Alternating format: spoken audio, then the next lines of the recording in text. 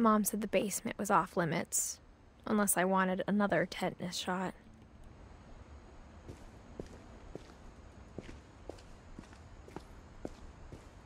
I saw Edie sneak down to the basement once, carrying packages. I thought maybe she was hiding presents.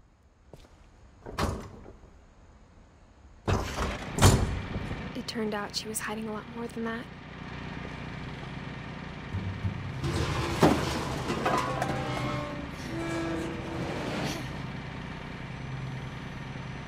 I remember asking Mom once about where Walter had gone. She said after Barbara died, he got as far away as he could. If there's a pattern in all these stories, I think it's that none of us has gotten very far.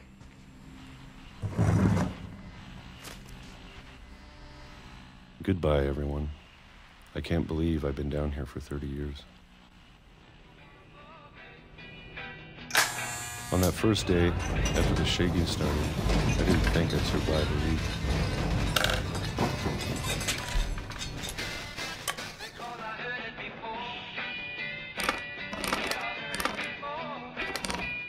But after a few days, I settled into a routine. That's what kept me sane.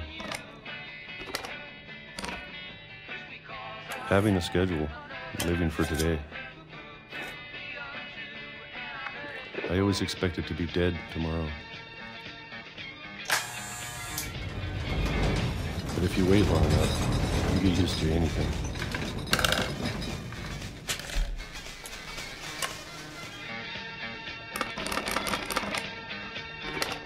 Even a monster on the other side of the door starts to feel normal. Almost friendly.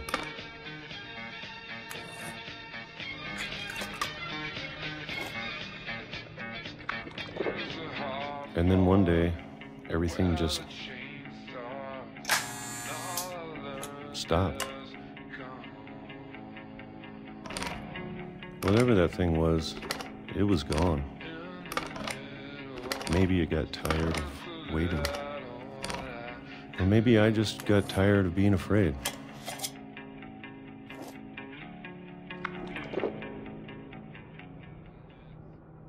It's been a week now, the longest in 30 years. I'm done waiting. I have to leave while I still can.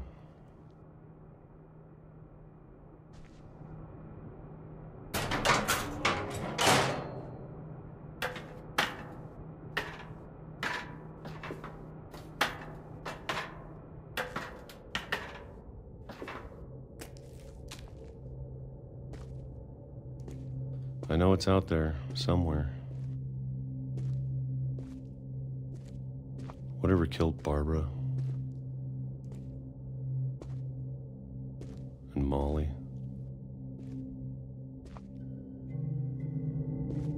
and Calvin. Maybe this is all a mistake. But I need to stop living the same day, even if it kills me.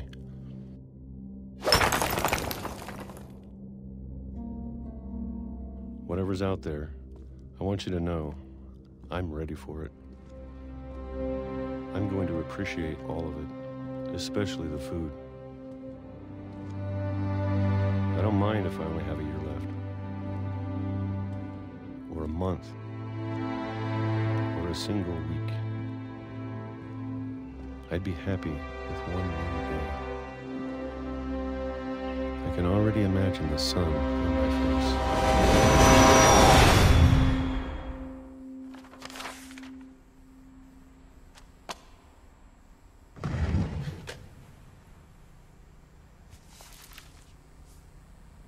Walter died when I was 6. I can't believe my mom never told me he was down here.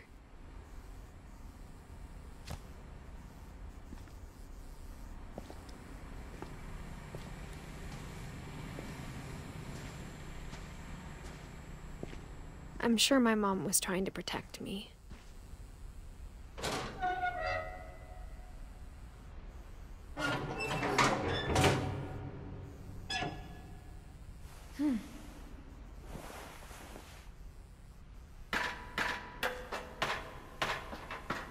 Maybe she was afraid I'd end up like Walter.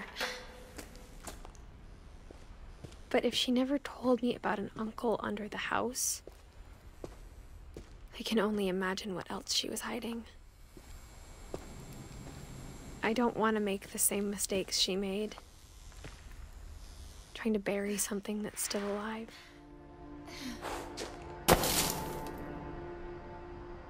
Now that there's only one of us left, or maybe two, I thought it was time I heard the stories for myself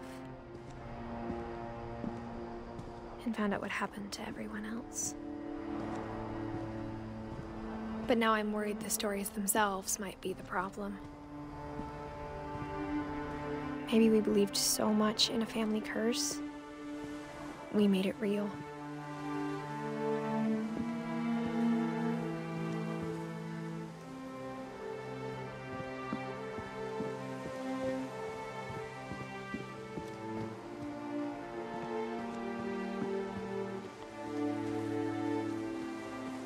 I don't know if I should even be writing this.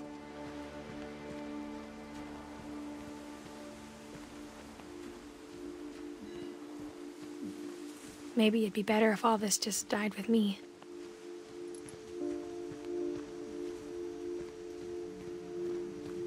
But I thought you should know about your family.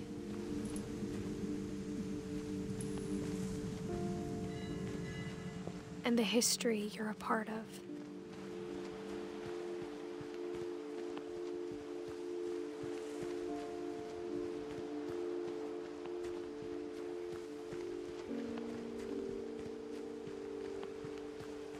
Though to be honest, I feel as lost as you probably do right now.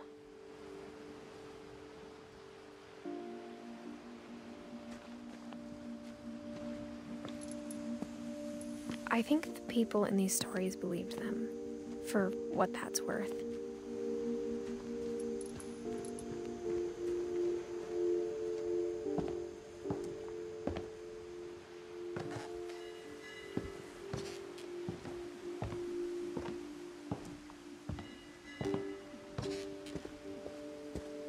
And when you look at the house, that history of imagination and stubbornness and madness, any of it seems possible.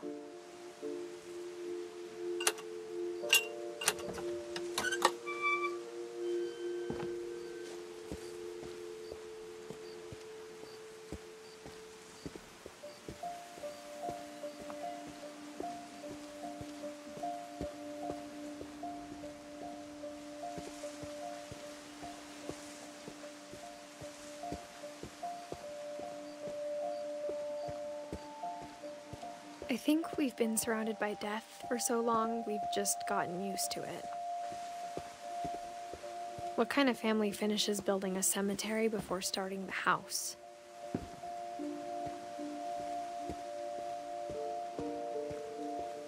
It's embarrassing for me to admit this, but the pet cemetery made me more uncomfortable than the human one.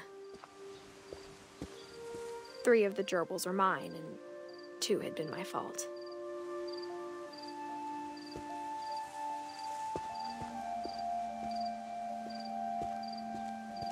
Sven built the house, but it was Edith who designed the cemetery.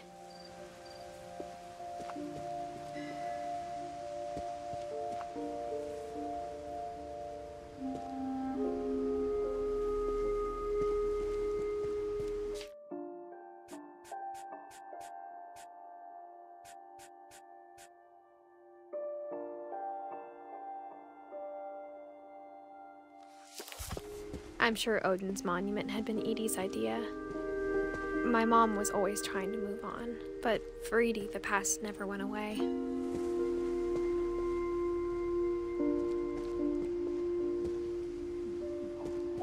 She could see it poking out of the water at low tide.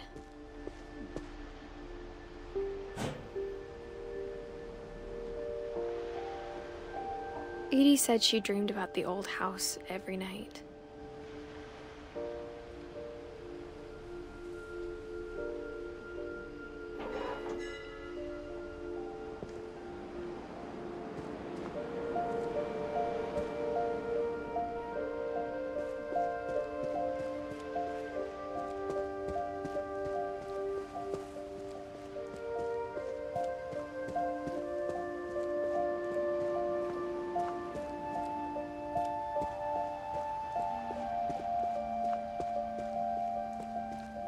Edie's side was always easier for me to understand. But the older I get, the more I can see where my mom was coming from. Her dad had been pretty strict, but it wasn't enough to save her brothers. She was just trying to do better.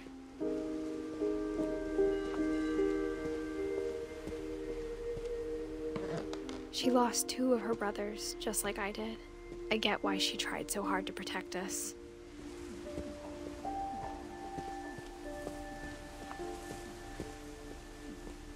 There's so many things I wish I could ask my mom now.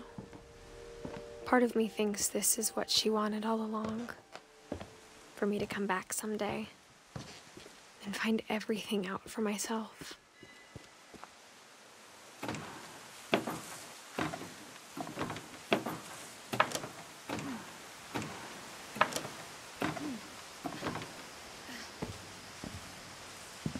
But looking back on it now, if she told me there was going to be so much climbing, I never would have come when I was 22 weeks pregnant.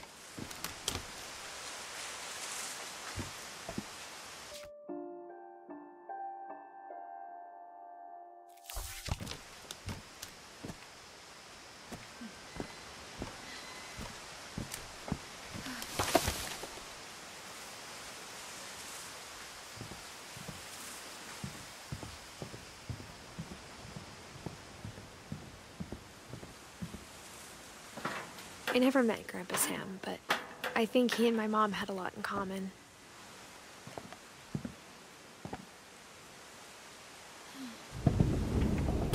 They were both pretty intense.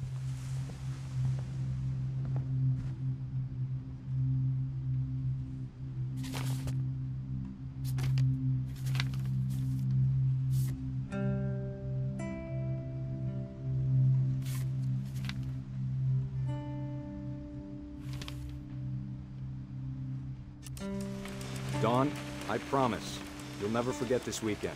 Yes, sir. These memories are gonna last a lifetime. Am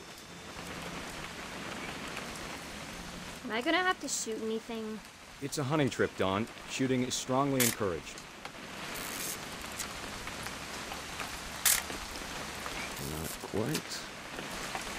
What? It's too early, Dad. Perfect. It's gonna rain the whole weekend, isn't it? I will never forget this weekend, Dad. That's the spirit. Okay, got it. I'm gonna take some pictures, okay? Just be careful. That camera's older than you are.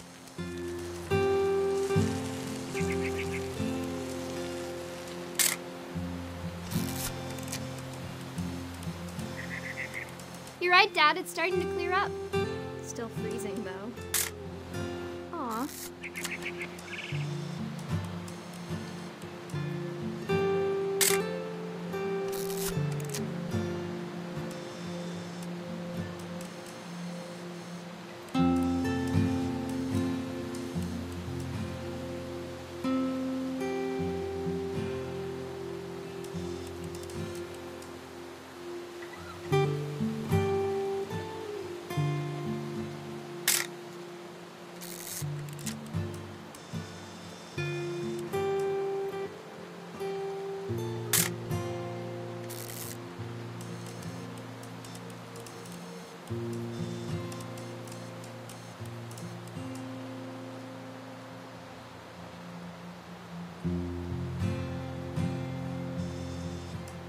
Definitely should not have drunk all that coffee. Hold still while I take a picture of you. I definitely won't be. Hey! That's a keeper. Nothing quite like being outside.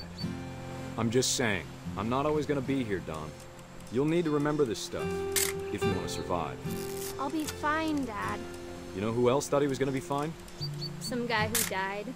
Dawn, I'm being serious. I know, Dad. You're always serious. Doesn't being out here make you want to chill out? Well, to tell you the truth, I haven't been out here in 20 years.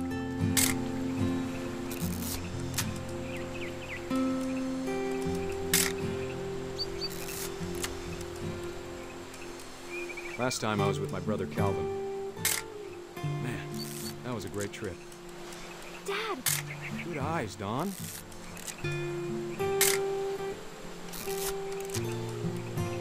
Before you take the shot, let me get a picture of you.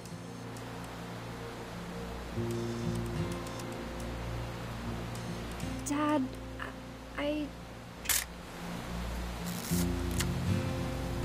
Let me get behind you. Do I have to do this? Don, you don't have to do anything. Great shot, Don!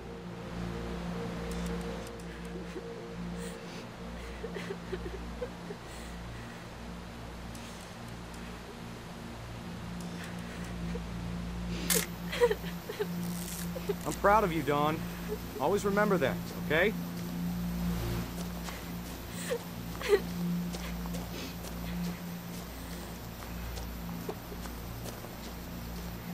Sorry, Dawn. Just gotta reset the timer.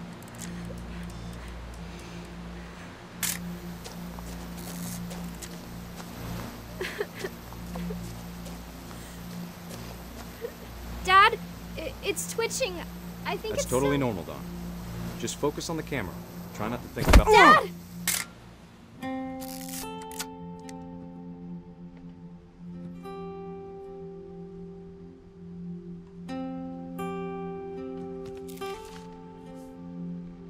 Of all these stories, that's the one I wish most that my mom had told me.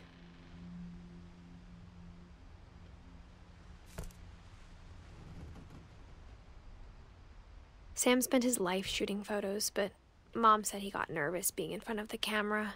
I guess we're all afraid of something.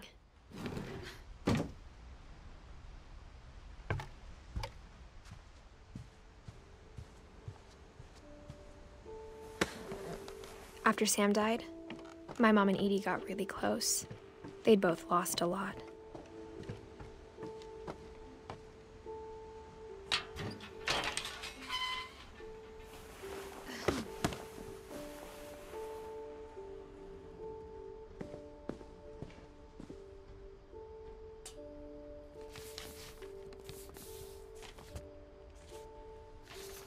Dear Kay, do you remember the way Gregory used to laugh when he thought he was alone?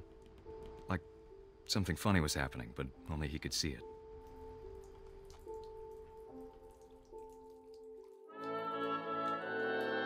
I think he saw things the rest of us don't.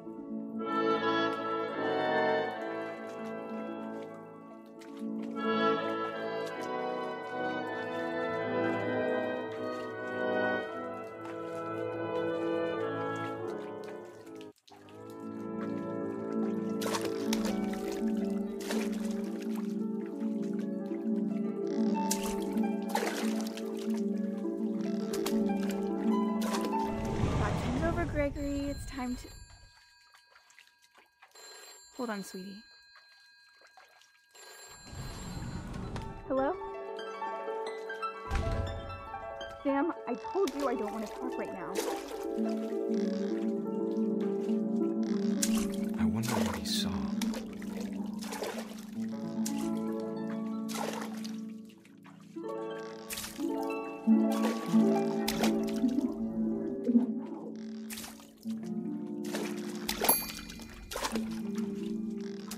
What his world was like.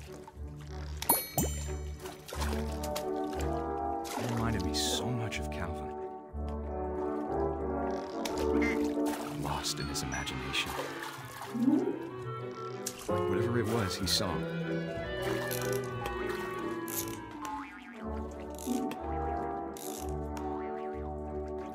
It sure made him happy.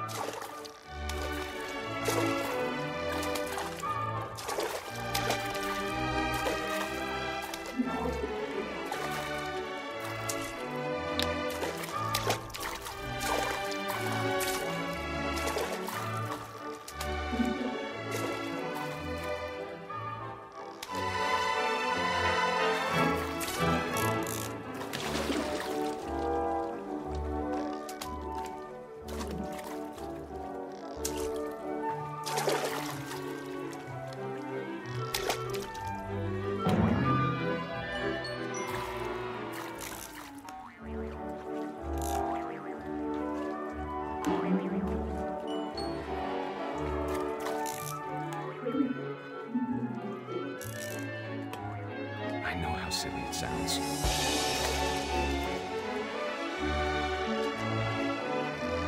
That I worried about a baby being too happy. I could feel him slipping away. Sorry about that, Gregory. I know you did everything you could. Maybe if I hadn't called that night. Damn it. Hold on, I don't want Gregory to hear this.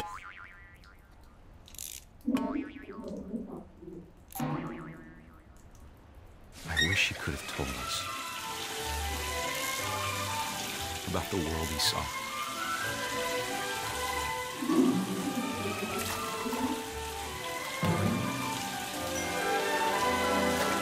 There's so much I don't understand about Gregory, about everything.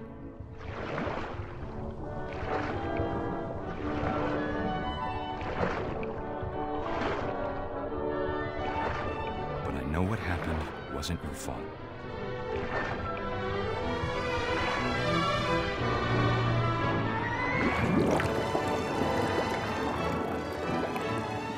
I'm sure he's happy. And he'd want you to be happy too. Good luck, Kay. Love, Sam.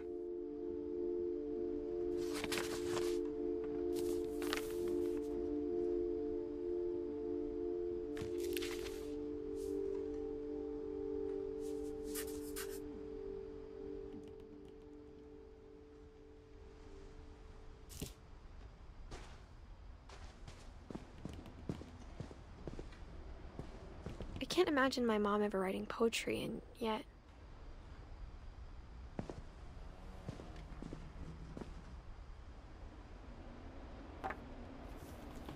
A poem for Gus, who always said the wedding was a bad idea. Our father never hit us kids, at least not very hard, before the day my brother said with teenage disregard that he'd be dead before he'd see a wedding in our yard.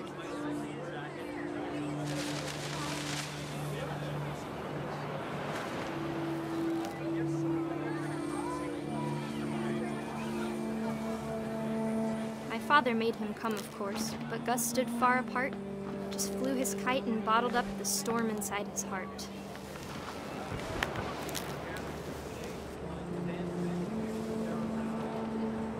I tried to talk him out of it, but though he'd never met her, "We don't need a stepmom," were the words that I now pronounce you husband and wife. You may kiss the bride.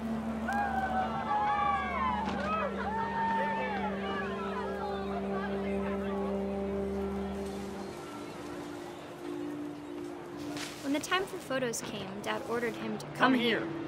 But Gus declined, and as a sign held up his middle finger.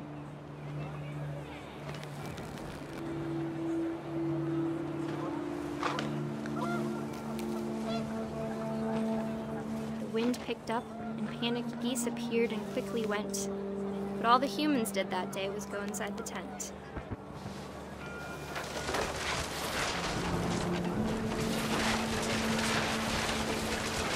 The rain came down in buckets then, but no one seemed afraid that nature might destroy the tent our dad had crudely made.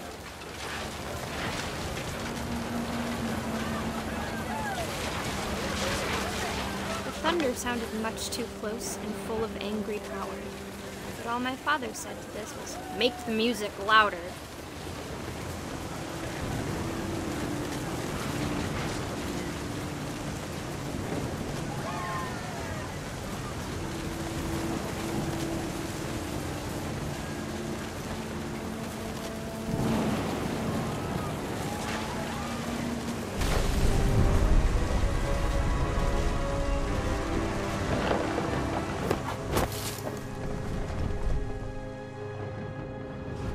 I wish that I could truly say I thought about you on that day.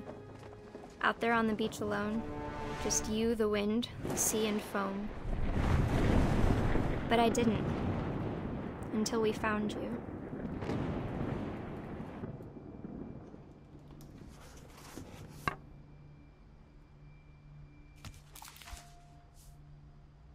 She never talked about him, but Mom told me once if I was a boy, they were going to name me Gus.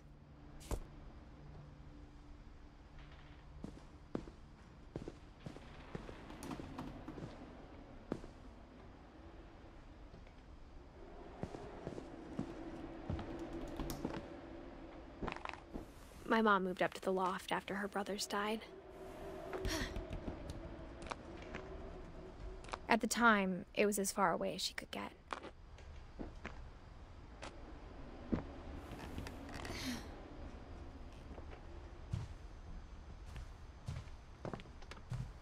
She spent a summer building houses in Calcutta, where she met my dad, Sanjay. My mom moved to India a week after graduation and got a job teaching English. Louis was born a year later. When my dad died, I don't think Mom knew where else to go. I'm sure Edie was happy to have her back. The house had to get a little bigger, but Edie was used to that. And for a while, things were good, almost normal. But it didn't last.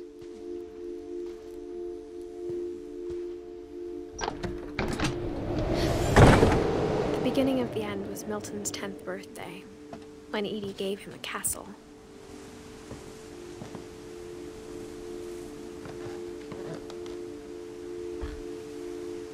After Milton disappeared, the only thing he left behind was a room full of paintings.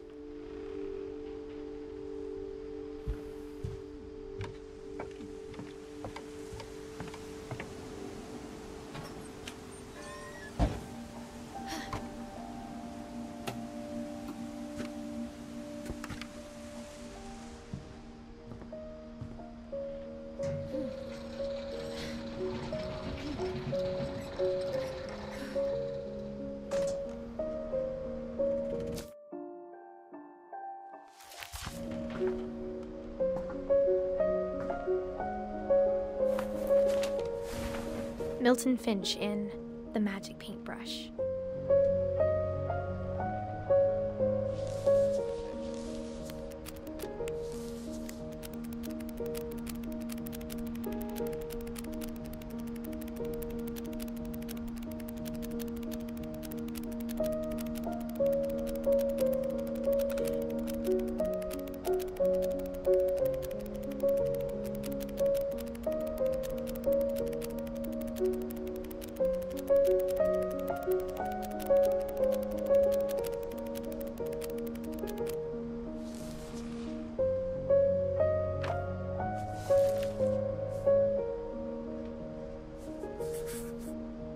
I was 4 when Milton disappeared.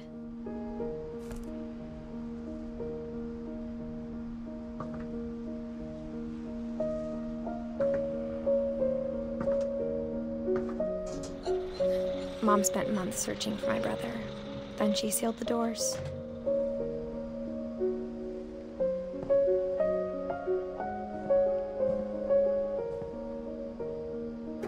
Whatever Milton had found in the house, Mom didn't want it getting out.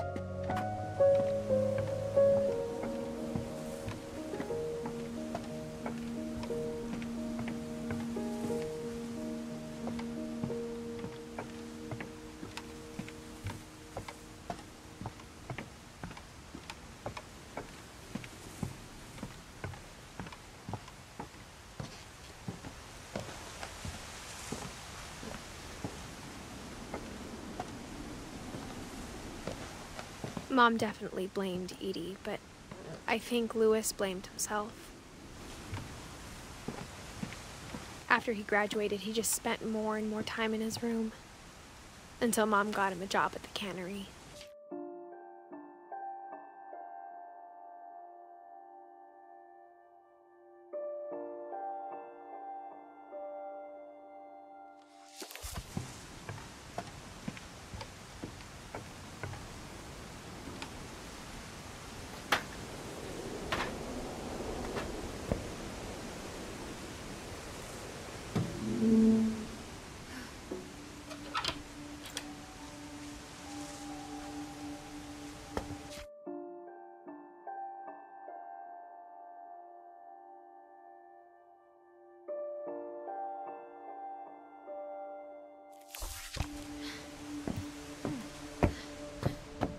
Lewis's room smelled very, very familiar.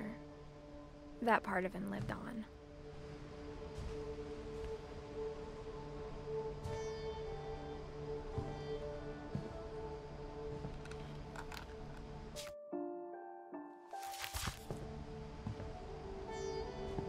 Lewis and I spent a lot of time playing games together, but he was surprisingly bad at them. He died a lot.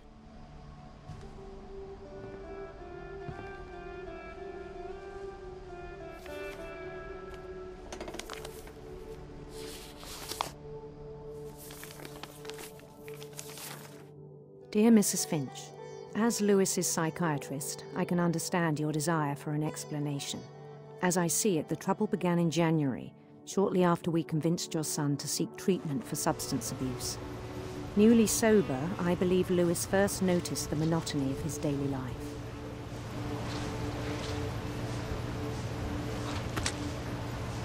He kept working at the cannery.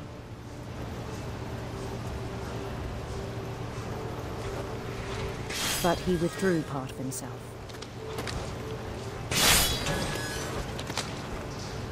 In our sessions, I saw the same behavior. His mind began to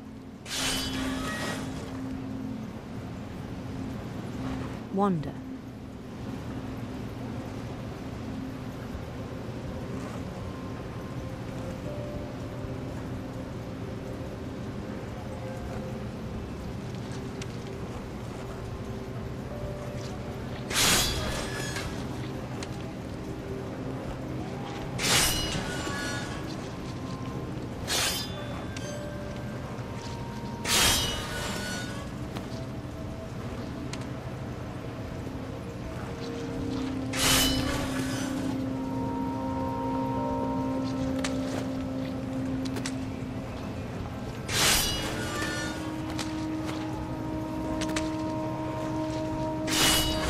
I asked him to describe it.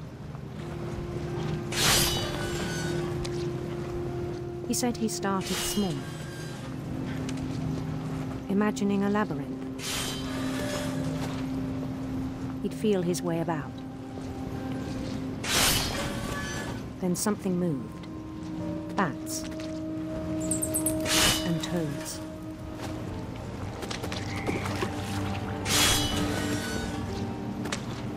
And things that have not names.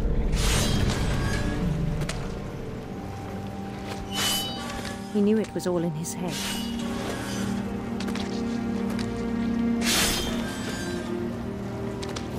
But he took it very seriously. I had hoped he'd find himself.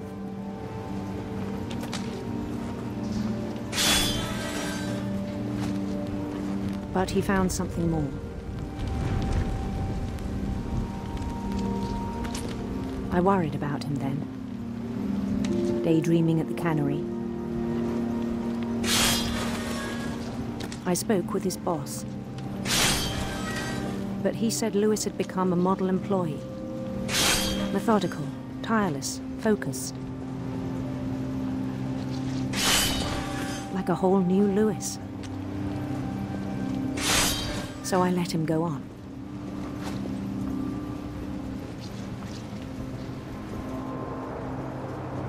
I even encouraged him. It seemed very promising at first. He told me he'd made a new friend.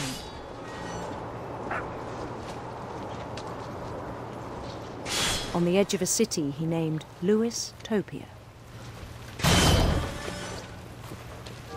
He built the city up slowly, brick by brick. Then he made musicians.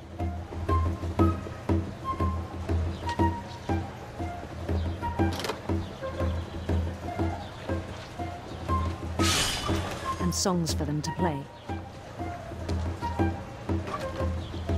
He talked about starting a band. And he was always humming something. Every day his imagination grew stronger. He no longer spoke at the cannery. But that his chopping was as reliable as ever. Then one day it struck him that all the cheering crowds, even the stones under his feet, were all in his imagination, so he could do whatever he wished.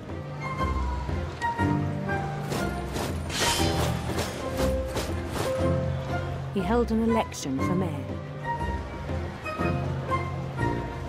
and he won. They begged him to stay, but his mind was already wandering. It became a game for him.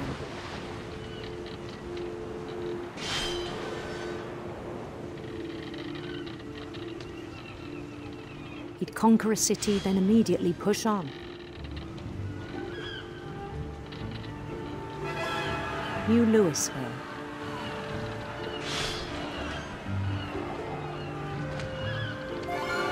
St. Louis.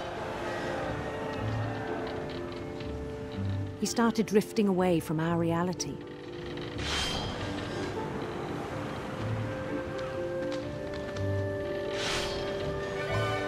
Minneapolis, until one day he forgot to go home from the cannery. Even as his mother pleaded with him, part of Louis kept sailing on.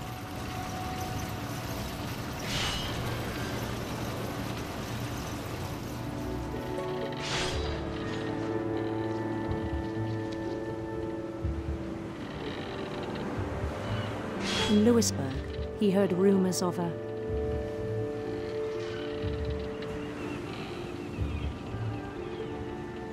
handsome queen.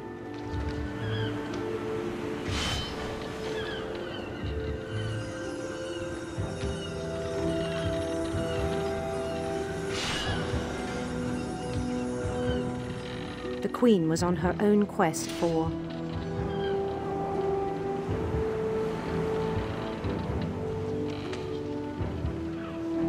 sinister serpents.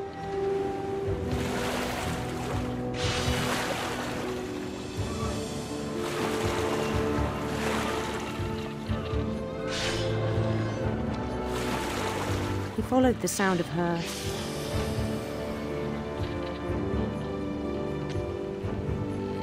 electric sitar.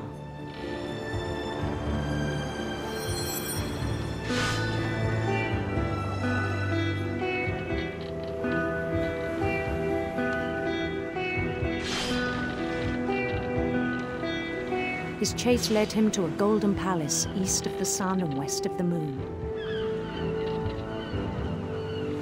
Even then, his logic remained sound. He knew the world was all in his imagination.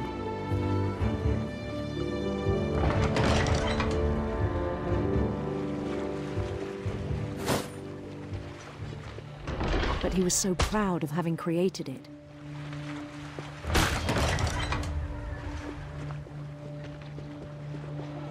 In his own eyes, he'd become something greater than a king.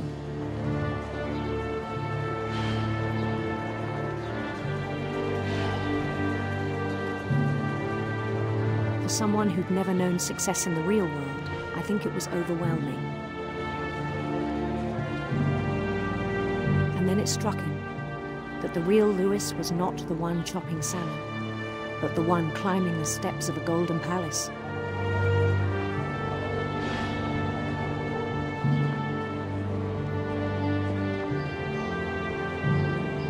My imagination is as real as my body, he told me. It was hard to argue with him.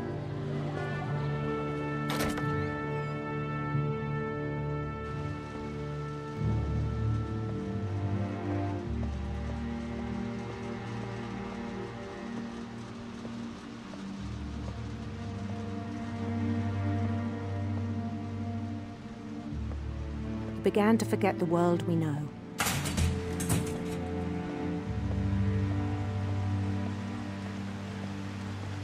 I think it pained him to remember Louis, the cannery worker.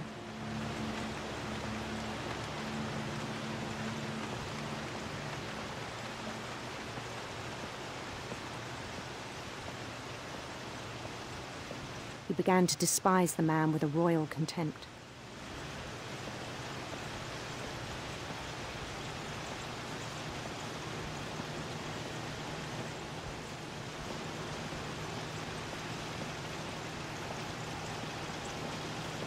I still thought I could save him. Even after he said he was being crowned king over all the lands of wonder.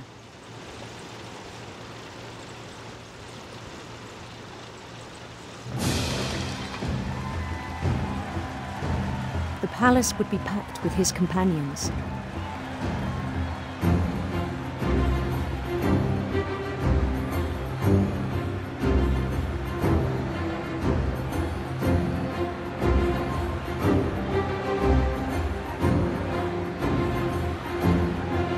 Including the wise Calico who insisted on advising me.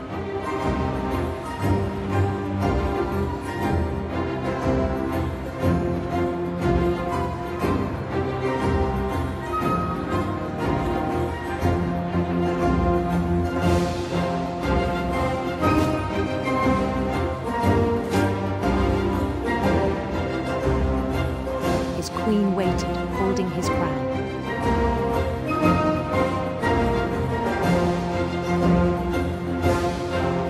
There was only one thing left to do.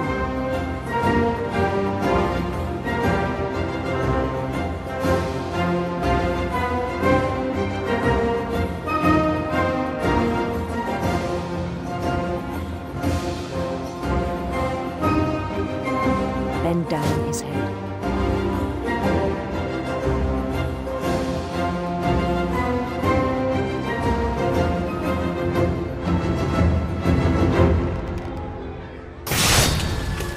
I think you know. Mrs. Finch, your son was a kind man who will be missed by all of us who knew him.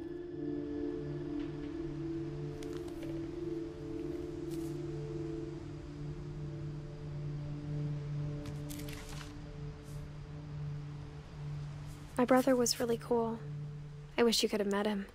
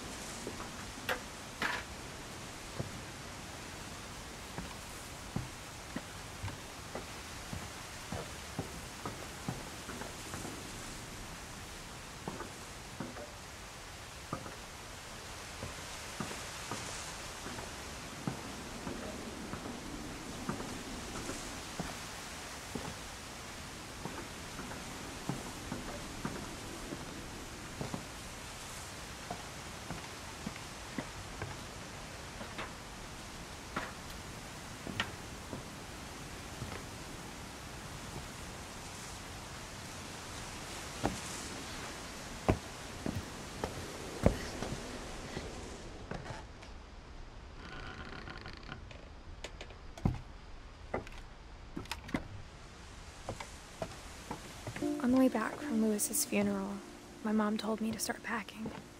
She waited until the day before we left to tell Edie. I'm not sure if she wanted to make it easier or harder.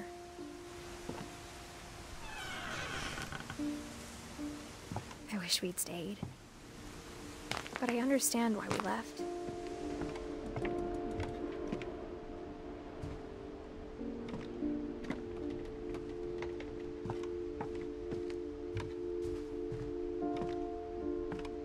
My mom ended up leaving everything behind. What happened that night had been coming for a long time. Maybe it should have come sooner.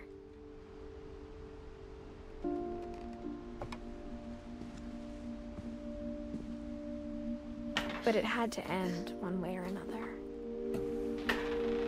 All that's left now is to tell you about that last night.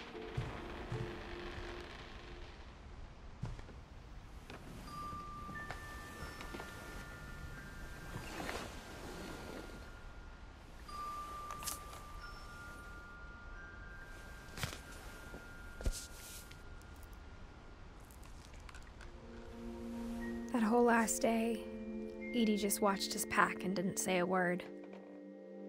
Until supper, when she raised her glass and said, "To our final night together, and all our final nights apart." Grandma, you know what I said about alcohol.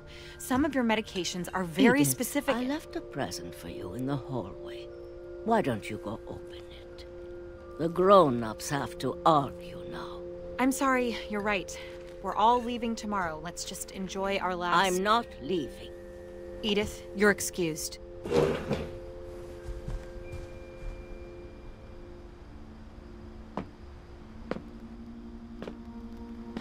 The power had been shut off that morning, but Edie always had plenty of candles. When my mom sealed the library, I don't think she knew about the other entrance, or that Edie had a key to it.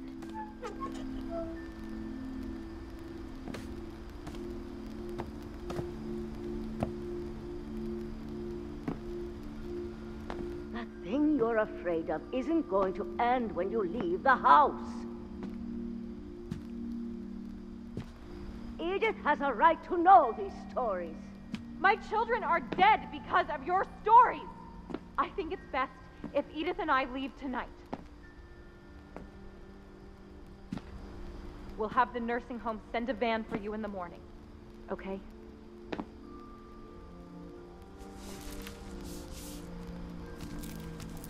Dear Edith, there's so many stories I wish I could tell you, but there's only time for one. This is about what happened on the night you were born. That night, the tide went way, way out. It was the first and last time I ever saw the old house aground. There'd been an earthquake out in the middle of the ocean. They called it the lowest tide in 1,000 years. God, it smelled awful. You know, I've seen that house every day of my life.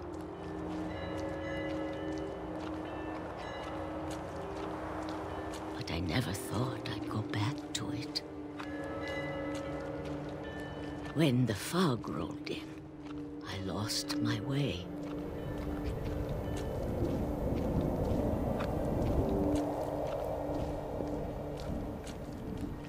I got turned around.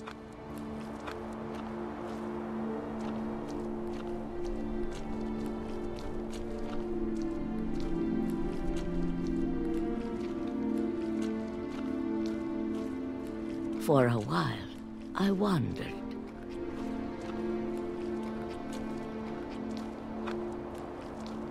I started seeing things.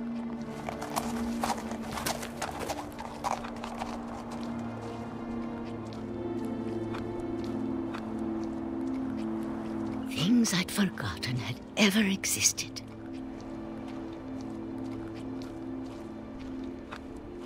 But when I saw them, they felt like old friends. That night, a lot of things came back to me. Or maybe I came back to them.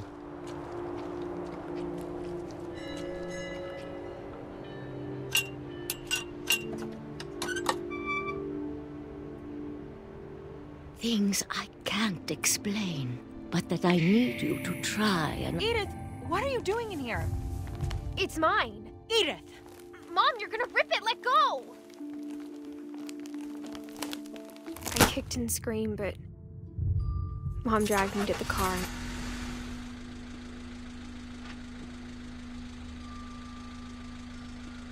I never saw Great-Grandma Edie again. The next morning, the van came to pick her up, but she was already gone. After that, we moved around a lot.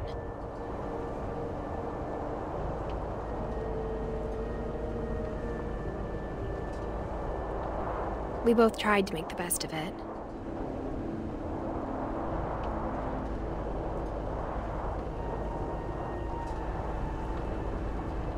A few years went by.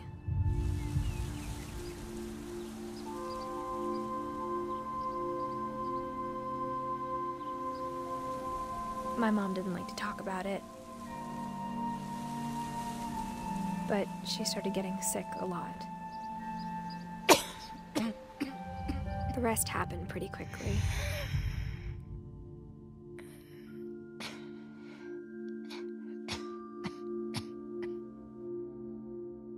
She got better for a while, and then she didn't.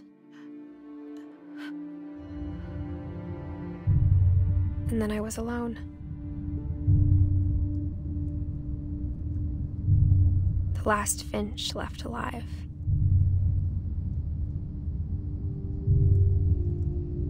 Until I found out about you. I'm still not sure what to tell you about all this.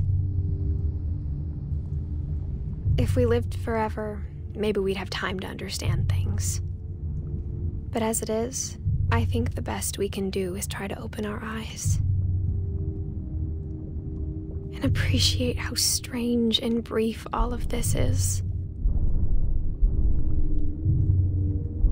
This journal was supposed to be for you.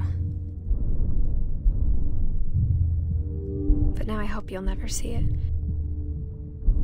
I just want to meet you and tell you all these stories myself. But I guess if you're reading this now, things didn't work out that way.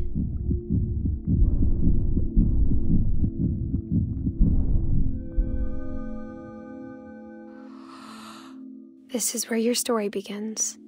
I'm sorry I won't be there to see it. It's a lot to ask, but I don't want you to be sad that I'm gone. I want you to be amazed that any of us ever had a chance to be here at all. Good luck.